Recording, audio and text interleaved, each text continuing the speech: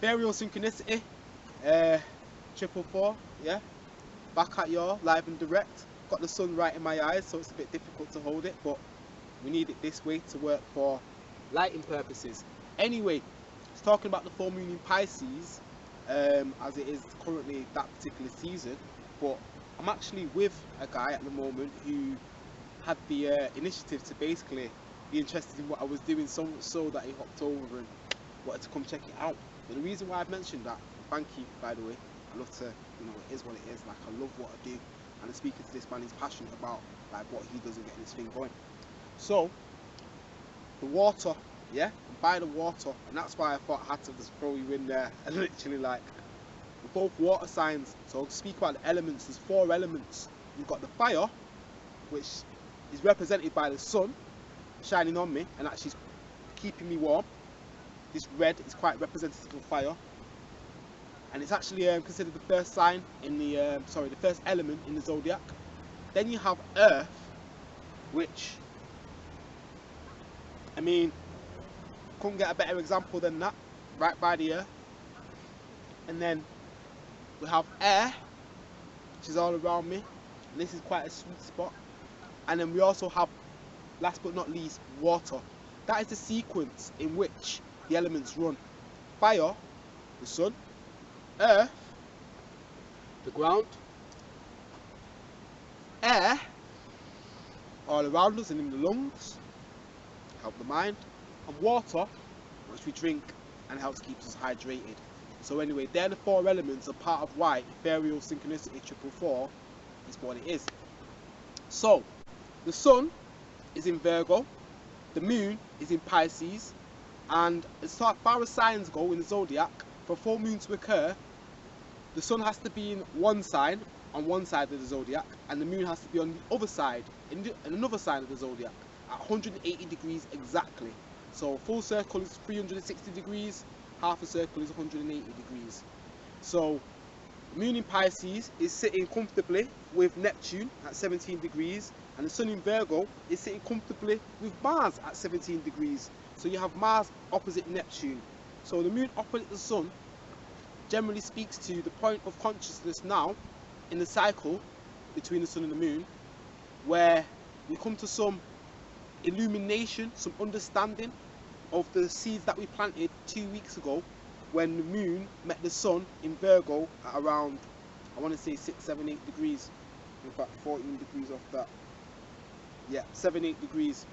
So when the moon met the sun at 8 degrees in Virgo 2 weeks ago, seeds were planted, and 2 weeks later, now, when it's met opposite the moon, this is the sun in Virgo, moon in Pisces, the ideas and the seeds that were planted will have some light to be shed upon how well it's coming out, and then at this point afterwards, we'll have the consciousness to work out what's not working and what is working, and release, with Neptune and the moon being in Pisces, definitely speaks to the release element of this particular full moon. Now, those planets are not alone in the zodiac. You actually have Venus and Mercury at 29 degrees in Virgo, just about to leave. Mercury leading the charge. And the sun, or if not Mars, yeah, so the sun is making a trine to Pluto. Mars is making a trine to Saturn in Capricorn. So Pluto and Saturn in Capricorn at 13 and 20 degrees. Saturn at 13, Pluto at 20. With the sun and Mars being in Virgo, 17 and 21. Making a nice little trine, 120 degree aspect over. But also with the moon being at 17 and 21, making a sextile.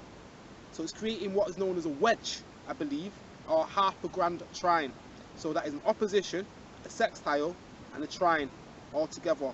So this will speak to be able to make some permanent changes, letting some things go and closing the door on some of the things, with Saturn and Pluto being involved in this. It should make it a bit easier.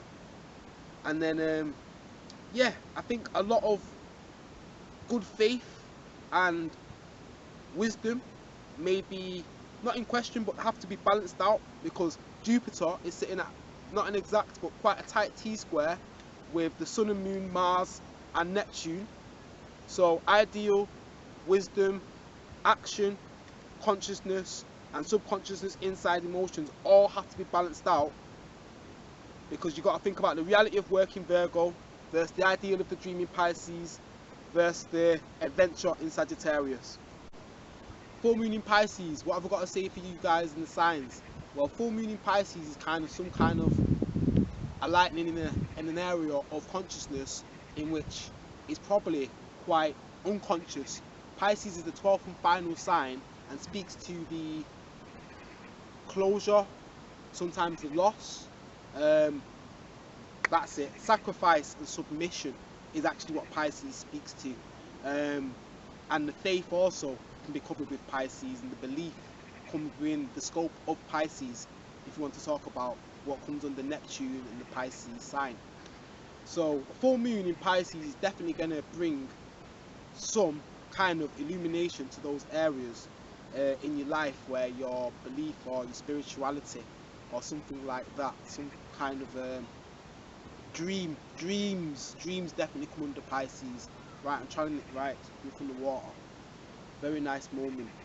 So yeah, a full moon in Pisces for a Pisces. Now if you've got a Pisces rising, so just to explain, I speak about it from the sun sign perspective, but it's actually really mainly from the ascendant perspective, but it works for both, because as I might have been saying in the previous video, astrology is multi-layered.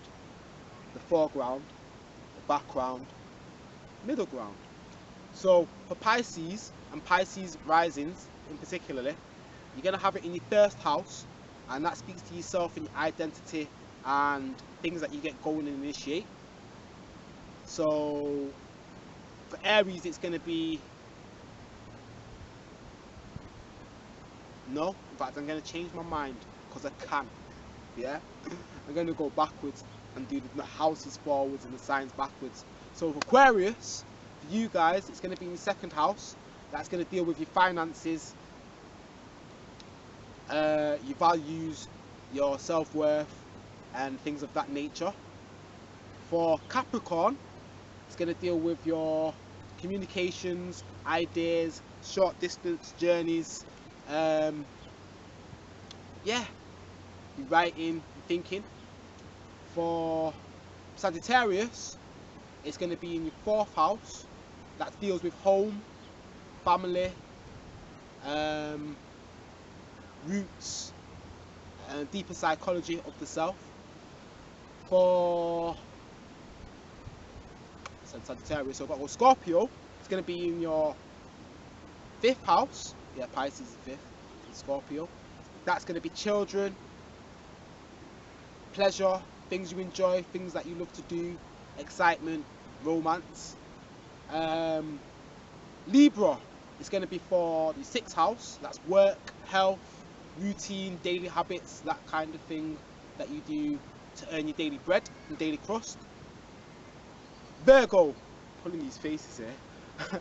It's going to be in your Pisces, Virgo, seventh house. Partnerships, business, relationships, contracts, open enemies, people that you know with publicly anyway, exactly, that you do business with. That's going to be where it's going to be for you, Virgo. Sorry, say Virgo, I meant Pisces, didn't I? Oh Lord, where am I up to? I'm back to Virgo. Yeah, I did. It's Pisces full moon. Sorry, right, okay. It's Virgo season. That's where I confused. Virgo season. I'm at Virgo. Sun's in Virgo, but the moon's in Pisces. So I did mean Virgo. Leo. Sorry, Virgo. It's going to be in your 8th house. And your 8th house is basically to do with your joint connections. Taxes, death, sex, things of that connection. Things that are very deep under the surface, at the bottom of the sea. Cancer, 9th house. Long distance journeys, travel, bigger ideas, belief, faith. Those kind of areas definitely look with the 9th house. So that's what you've got to look at, Cancer. Gemini, 10th house for Pisces full moon. That's the career house for Gemini. Talking to reputation, where they're known, social standing, and yeah, work, career, vocation. That's definitely what Gemini is going to be looking at. Taurus, It's going to be in your 11th house, and that talks to friends, networks, ideals, higher thinking, I was going to say, but that's Sagittarius. But no, like the genius wisdom of the networks, of the universe, of the ethers. So how we're all connected by the internet, in one sense, Taurus. Aries, keeping it snappy. It's going to be in your, yeah, no, I made you wait, Aries. I'm bad, I'm a bad guy. Aries is going to be in your 12th house, and that's why you have to wait, because the 12th house is the house of the subconscious, unconscious, things that are unseen, things that other people sometimes can see about you, and sometimes also the special gifts and talents that you have. So Aries, that might be something that might come conscious for you at this point in time. Anyway, just checking for time. How am I doing? We're still rolling. Just to wrap it up, I'm going to say like, share, subscribe, tell a friend, tell a friend, tell a friend. Follow me on Instagram, which is esync444, the astrology link, and then Twitter, esync444 again, or esync_444_astrology. Hit me up there, and the descriptions will be in the detail anyway, or the details will be in the description. Got my words switched around because we seem to have that effect happening. So I think Mercury's actually going to come into shadow, speaking of that, but that'll be coming up in future. Anyway, signing out, hoping you all are well. Leave me some comments, show me some love, and hoping it's doing you well. Peace and love.